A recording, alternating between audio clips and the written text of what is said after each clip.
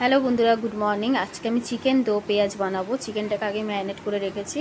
এর মধ্যে আদা রসুন চিকেন পেঁয়াজগুলোকে গোল গোল করে কেটে রেখেছি। 4-5টা আলু নিয়েছি, আলুগুলো ছোটো ছোটো আলু নিয়েছি। এখানে আলুগুলোকে ছাড়িয়ে রেখেছি। তেলটা দেখো অল্প দিয়েছি, তেল গরম হয়ে গেছে। আলুগুলোকে দিয়ে দিচ্ছি এর মধ্যে।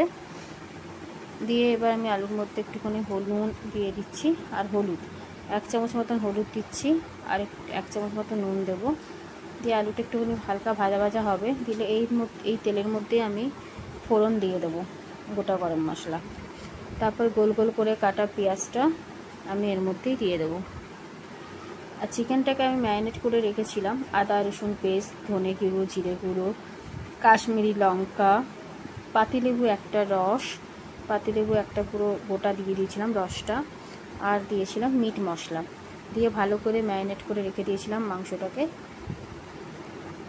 আর পেঁয়াজ বাটা দিয়েছিলাম অল্প সামান্য। দেখো এবার আমি এগুলো সব একটু নাড়াচাড়া করে নিচ্ছি। আলুটাও লাল লাল হয়ে গেছে, গোল গোল করে কাটা পেঁয়াজটাও তেলের মধ্যে দিয়ে দিয়েছি। দিয়ে এই তেলটার মধ্যেই আমি মাংসটাও দিয়ে দেবো, একেবারেই করে নেবো মাংসটা অল্প তেলের মধ্যে। দেখো এবার আমি একটা টমেটোও দিয়ে দিয়েছিলাম মাংসের মধ্যে। ম্যারিনেট করা মাংসটা এর মধ্যে ঢেলে দিলাম,